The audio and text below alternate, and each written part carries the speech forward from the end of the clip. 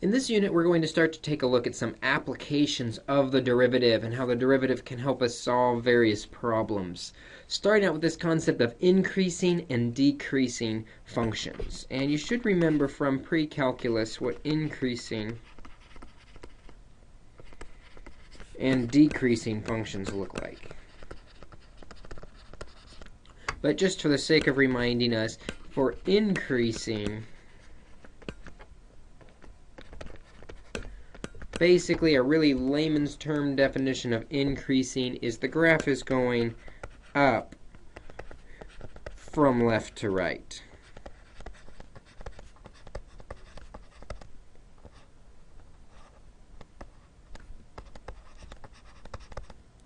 So let me draw a couple graphs here. And an increasing function may start slow and then increase rapidly. It might be linear, or it may start quickly and then level off in the long term, but it's always going up from left to right. Decreasing would be much the opposite then.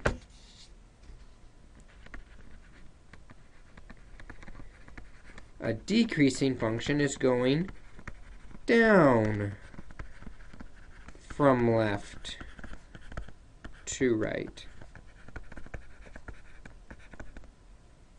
So a couple visual examples of decreasing functions. We could see the same thing. It could decrease quickly and then slowly. It could decrease linearly, or it could decrease rapidly at the end, at an asymptote. Those are all decreasing functions. And what I want to notice about all of these functions, in this first group of functions, these increasing functions, the slope of the tangent line is always positive. So let's make a note of that. Increasing functions, the slope of the tangent line, or we know the slope of the tangent line is the derivative, is positive.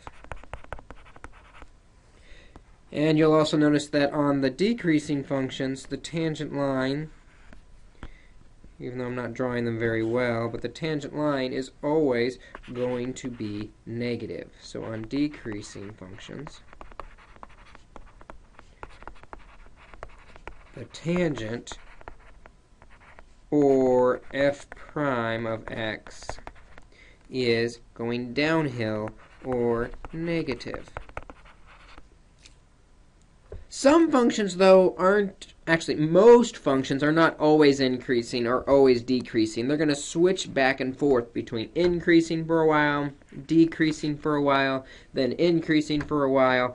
And where the change occurs between increasing and decreasing, we call that change a critical number.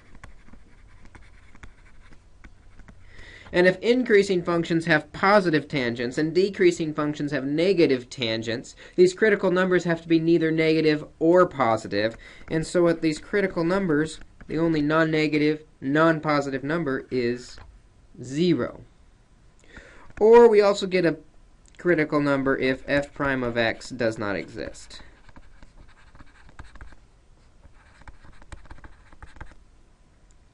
So if we have a vertical asymptote or a hole in the graph, we might also have a critical number at that point as well. So let's see if we can find some critical numbers. We're going to find these critical numbers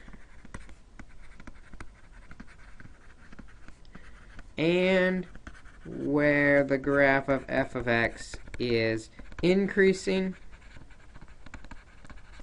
or decreasing. Going off my page here. So let's do a couple examples. Let's do f of x equals, let's just do x cubed, if it'll erase. There we go. Let's say f of x equals x cubed plus 3x squared minus 9x plus 4.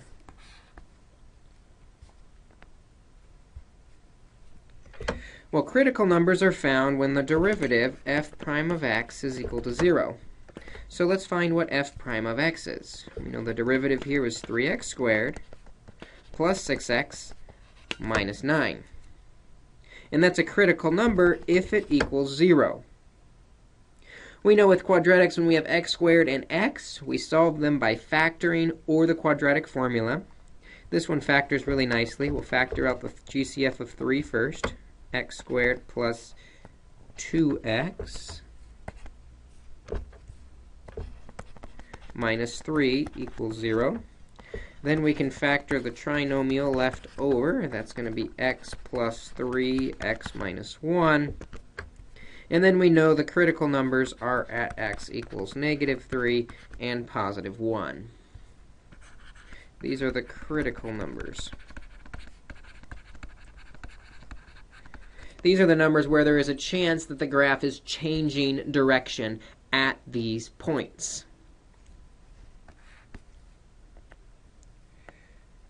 So let's take a look at how the graph is behaving around those points. So here's a little number line. Here's 1. Here's -3. We know the direction may change at those points, but we don't know exactly how. So to help us decide, what we're going to do is we're going to go back to that factored expression. And we're going to find out if that factored expression is either positive or negative inside those ranges. Because if we have a positive result, the graph is increasing. If we have a negative tangent line, the graph is decreasing. So we pick really convenient numbers inside each range, in between each of these critical numbers. A nice one is 0 in the middle. On the right side, we might try 2. On the left side, we might try -4. So when we do f prime, actually let me do it this way. Let me rewrite that. We've got 3 times x plus 3 times x minus 1. That's that factored form. Factored form's nice if we can do it, because it's going to be really easy to determine at -4. If we do f of -4, we're going to have 3 times, and we don't really care, I want to notice, I don't really care about the answer when we plug -4 in. What we care is the answer positive or is the answer negative? Because positive means increasing, negative means decreasing. We don't care how fast right now, we just care if it's increasing or decreasing. So all I'm going to look at here is when I plug -4 in, -4 plus 3 is going to be a negative number. And -4 minus 1 is going to be a negative number. And so we've got 3 times a negative times a negative. 2 negatives are going to give me a positive answer. And so I know that around the -4, positive, the graph is increasing. Let's find out what f of 0 is. Again, I only care about positive or negative. So we've got 3, which we could even think about the 3 as a positive, but that's okay, times 0 plus 3, that's a positive number. 0 minus 1, that's a negative number. And when we multiply the positive times a negative, we get a negative answer. And so we know our graph around 0 is going to be going down. It's going to be negative. It's going to be decreasing. Then we try a point on the right side of 1. We try the number 2. Again, we've got 3 times. 2 plus 3 is a positive. 2 minus 1 is a positive. And when we're multiplying all positives, the answer is positive. So we know now this graph is increasing from there. And this can really help us kind of sketch a graph of what this is going to look like. At -3 and at 1, we're going to have critical numbers or flat tangents. Also notice, remember from our previous unit, we're talking about a positive x cubed, so it's going to come in from the bottom. It's going to come in from the bottom and level out at -3 and start decreasing to -1, where it levels out and starts increasing. And so this is not to scale at all, but what I want to notice is at -3, the tangent line's flat. At 1, the tangent line's flat. Increasing, decreasing, increasing. Just like we found from the derivatives. In fact, we can even formally say that, and I think that's what we do on the assignment, is we say, where is the graph increasing? Well, we found out it was increasing from -infinity to -3 and 1 to infinity. And 1 to infinity. It was decreasing between those critical numbers from -3 to 1.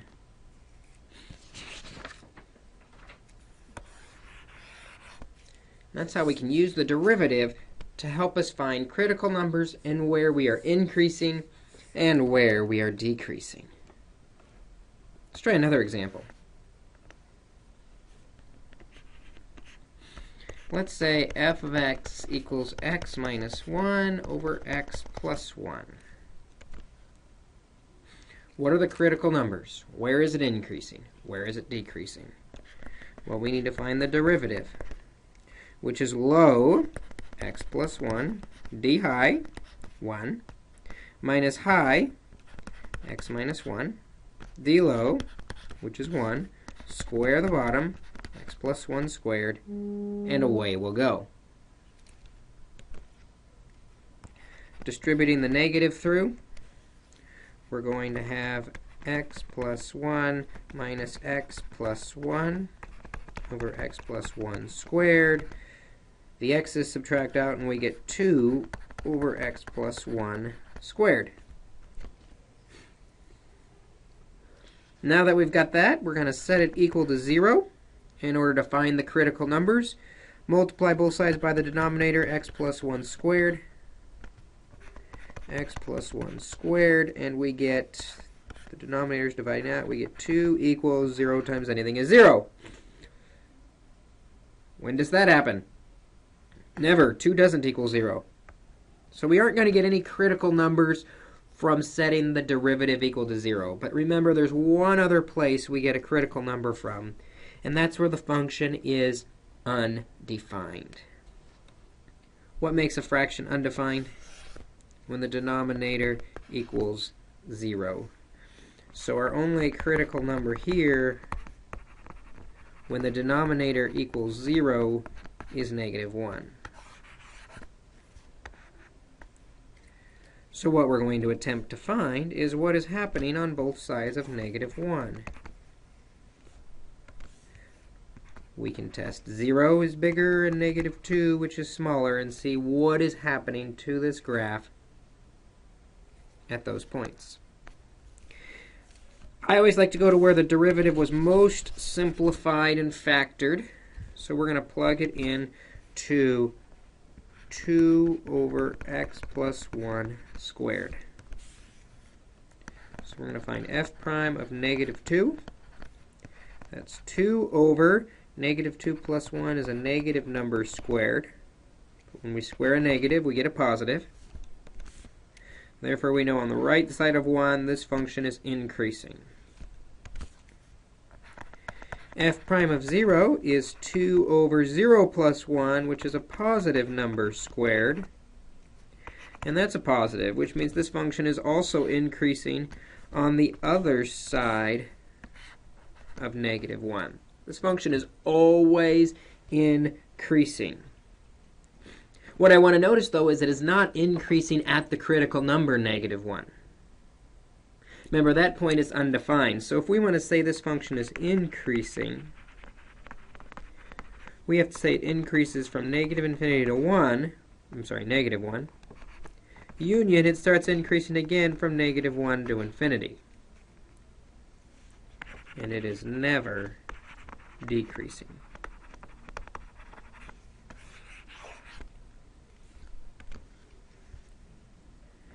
And the graph we'll look at shows just that. Remember the function, it's off my screen, so I'm just going to write it down again. It was x minus 1 over x plus 1. We already said it was undefined at -1. That's a vertical asymptote. You'll also notice, if you play with this, that it has a horizontal asymptote at 1. Remember, we did that by taking the limit as x goes to infinity. And if it's always increasing,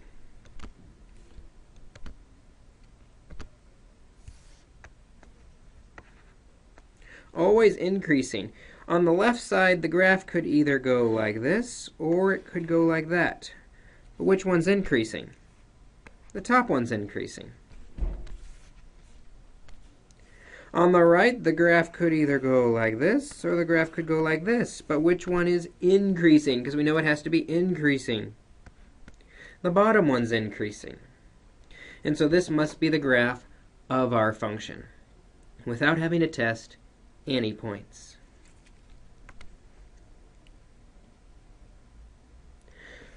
So that's what we can do. We can take a look at the derivative, and the derivative can tell us if the function is increasing or decreasing, which is what becomes useful in our business applications.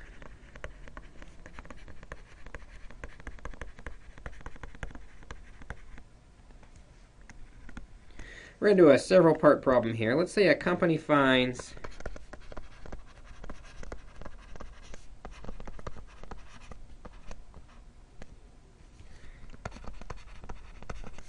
that the average cost decreases linearly. That means y equals mx plus b. When you see linearly, we should be thinking about that equation of a line. It decreases linearly with number of parts sold in a month.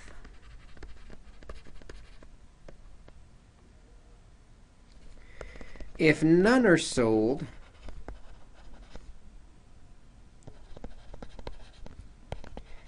average cost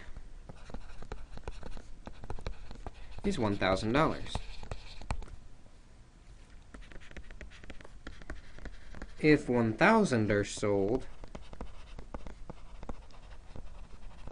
average cost is $800.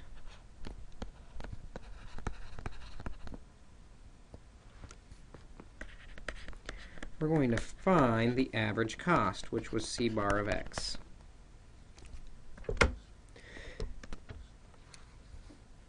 We're given information about the average cost here. We're told that if none are sold, we're told the relationship, I should say, between sold and average cost. If 0 are sold, the average cost was $1,000. If 1,000 are sold, the average cost is $800. So we can calculate the slope here. 800 minus 1,000 over 1,000 minus 1. I'm sorry, 1,000 minus 0, which is 200 over 1,000 negative, which gives us negative 0.2 for our slope. We also know the starting point, the y-intercept, is 0, 1,000. So the starting point b is 1,000. So c bar of x, the average cost, is negative 0.2x plus 1,000.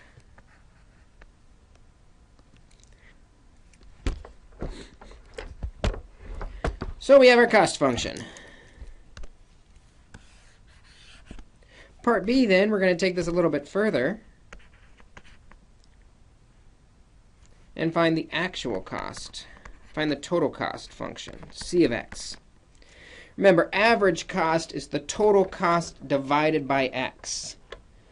So what we've already found is the divided by x part. So we want to undo the divide by x. We know, maybe it'd be better to say it this way. We know c bar of x is equal to the cost function divided by x. We've seen that before. Well, this time we have c bar of x and we want the c of x. So if we multiply both sides by x, that'll tell us the cost. So c of x is going to be equal to x times the average cost, negative 0.2x plus 1,000. So our cost function after distributing is negative 0.2x squared plus 1,000x. That's the total cost. Part C, then, what I want to do is I'm going to give you some extra information. If the revenue function is 0.0008 x cubed minus 2.4 x squared plus 2400 x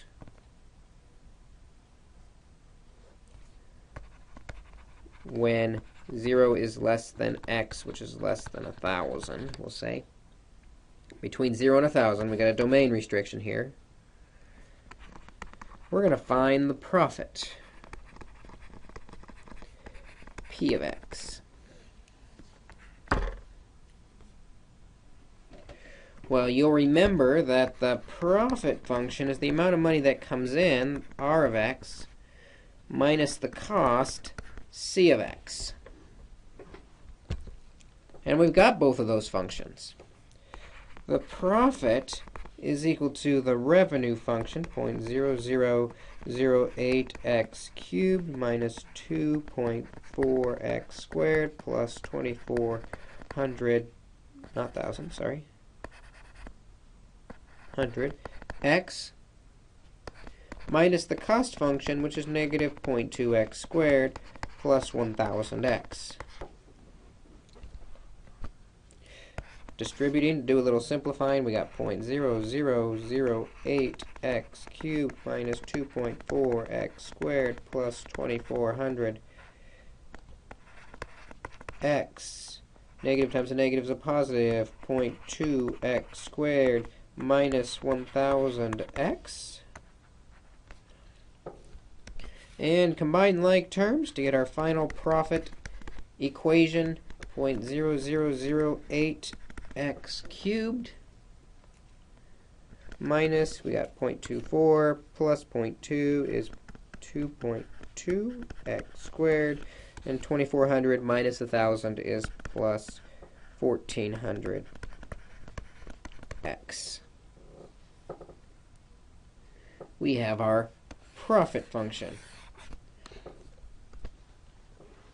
Now, as a manager of this business, what I'm really interested in, the million-dollar question, is where are profits increasing? In other words, at what point are things going to turn around and we'll start losing profit by producing more product? Because that cost function is going to catch up with us. Well, if we want to know where it's increasing, we want to know where the derivative is greater than 0. So we find the derivative of the profit. The derivative of the profit function is 0.0024x squared minus 4.4x plus 1,400. And what's nice is we can't, well, while we can't factor it, what is nice is we have this quadratic formula that'll help us solve this. X is equal to the opposite of b plus or minus the square root of b squared, 0.4 squared, minus 4a, which is 0.0024, which is 1,400, all over 2a, 0.0024. And we go through our calculator to do all the ugly work there. And When I do that on my calculator, you can check me. I get either 409.8 approximately, or 1423.6. Now I want to remember, back earlier we said with the revenue, x had to be between 0 and 1,000. So the 1423 is out of the domain. So we're not going to consider that point. It's going to be useless to us because these functions we're talking about only work between 0 and 1,000. So what we know now is there's this critical point at 409.8 where things are going to change direction. You kind of see why it's called a critical point. This is important for my business to know. Are things going to start going up at 409 or start going down at 409? Or maybe they just level off and then keep going that same direction. Well, to find out, we test a point. So let's test a point at 0, and we'll test a point at maybe 500 up there. Unfortunately, this one did not factor for us, so we're going to be stuck just plugging into the function. So we're going to find p prime of 0 is equal to 0.0024 times 0 squared minus 4.4 times 0 plus 1,400. And we probably don't need a calculator on this one. We can see it's going to be a positive 1,400. Again, all we care about is it's positive because that tells me at this point the function is increasing. What happens at 500? P prime of 500. Well, we'll do the same thing. 0.0024 times 500 squared minus 4.4 times 500 plus 1,400. And I don't really care about the answer so much as the sign. And when I plug this in and I work it out, we get a negative. It doesn't matter what. It's negative. So because that's negative, we know the function's going down at that point. The profits are decreasing after 409, which means me as a manager, what I want to know is where are my profits increasing? My profits are increasing between 0, because that's the bottom of my domain, and 409.8. Probably not going to make 0.8 items, so 409 items would be where I'm increasing my profit to its maximum. And then after that, my profits are going to start decreasing. So we don't want to produce any more than 409.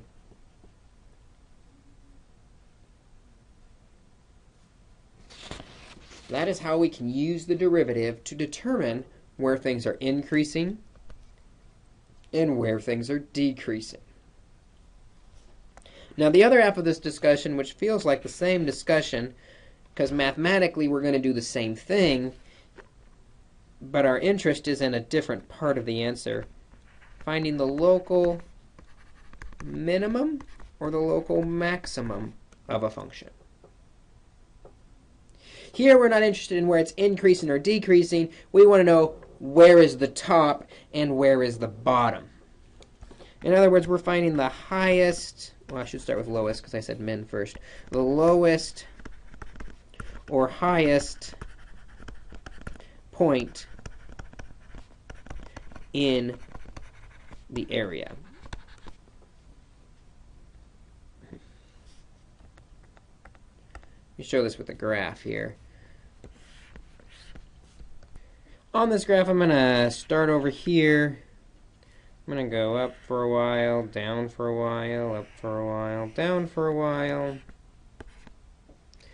And what I want to notice is, you know, there's this valley here. This is called the local minimum. There are these peaks over here and here. Those, because they're the highest point in the area, we call those the local maximums. There's also an interesting point here on the left. It really is the lowest point in its area, so even an end point can be the local minimum as well. And so what we notice about these points is we're either at an end point Or if you look at the tangent lines at these points, the tangent lines are flat. In other words, we have a local min or a local max whenever f prime of x is equal to 0, or we're at an endpoint. And that x is really just a critical point that we found earlier.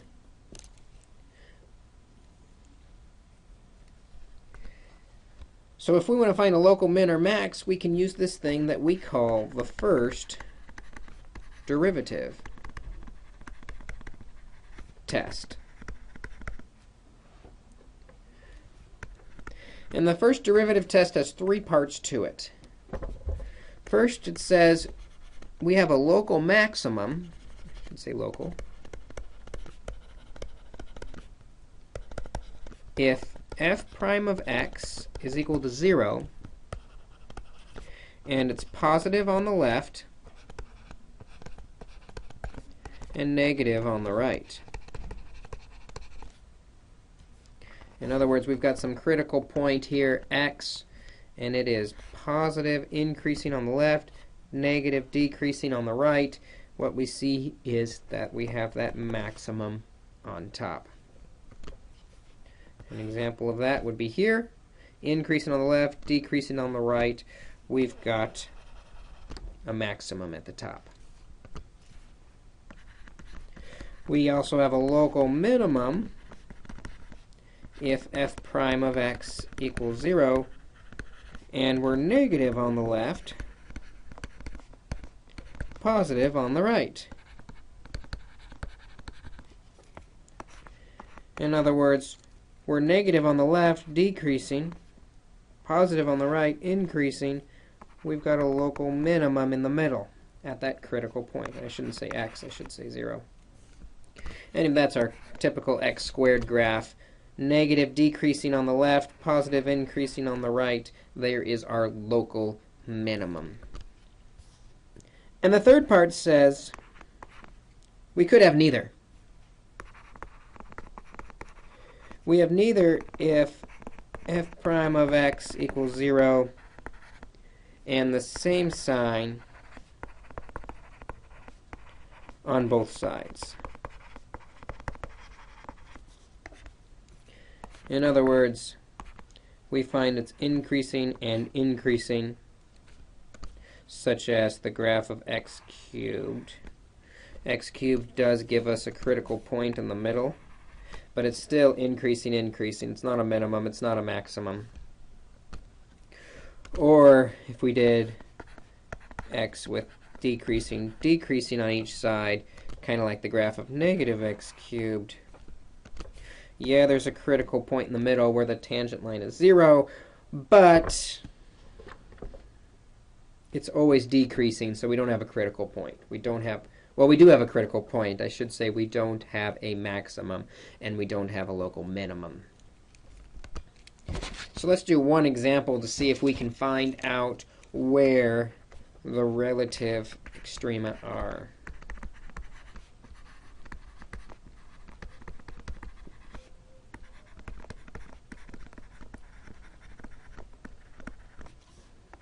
And this is going to feel very similar to what we did before with increasing or decreasing. In fact, the process is exactly the same. We just make a different conclusion. We focus on a different part in our answer. We're not interested in where it's increasing and where it's decreasing. We're interested in where's the maximum and where is the minimum. So if we have f of x equals 2x cubed minus 3x squared minus 72x plus 15, we want to find the relative extrema. Well, take the derivative. First derivative test. The derivative is 6x squared minus 6x minus 72. We make that equal to 0. To find those critical numbers, factor out a 6. X squared minus x minus 12 equals 0.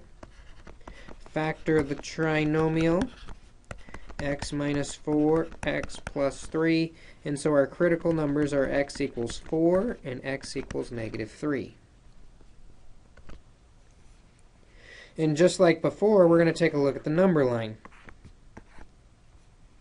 where we've got 4 and -3, and we're going to test each of the ranges, the left, the right, and the middle, to see if we're increasing or decreasing. You know, the middle point, easy to pick 0. On the right, we'll pick 5. On the left, we'll pick -4. Pick anything as long as you're left, right, and center. And then again, we'll go back to that factored form. We've got 6 times x minus 4 times x plus 3. We need to know if it's positive or negative. So f of -4, we've got 6 times -4 minus 4 is a negative. -4 plus 3 is a negative. A negative times a negative is a positive. It's positive on the left side. This graph is increasing. In the center, that's where f of 0 is. We've got 6 times. 0 minus 4 is a negative. 0 plus 3, that's a positive. And so we have a negative times a positive, which is a negative. This graph is decreasing from -3 to 4, left to right. And now we'll find f of 5. We've got 6 times 5 minus 4 is a positive. 5 plus 3 is a positive. And a positive times a positive is a positive. This graph is increasing from right to left. I'm sorry, from left to right. Which means at -3, we have a max. At 4, we have a min. We have a local max at x equals -3. We have a local min at x equals 4. We could even find what those minimum and maximum values are if we plug those back into the function. So we go all the way back to f of x and find f of -3, that's the max. Find f of 4, that's the min. This is how that first derivative can help us find information about our graphs and our applications. We can determine if the graph is increasing or decreasing based on the sign of the derivative. We can also find those critical numbers, those local mins and maxes, when the derivative is equal to 0. That's what we're looking at on today's homework assignment. Take a good look at it. You want to get really good at this before we get to what is called the second derivative test tomorrow. Until then, come to class with questions. We will see you then.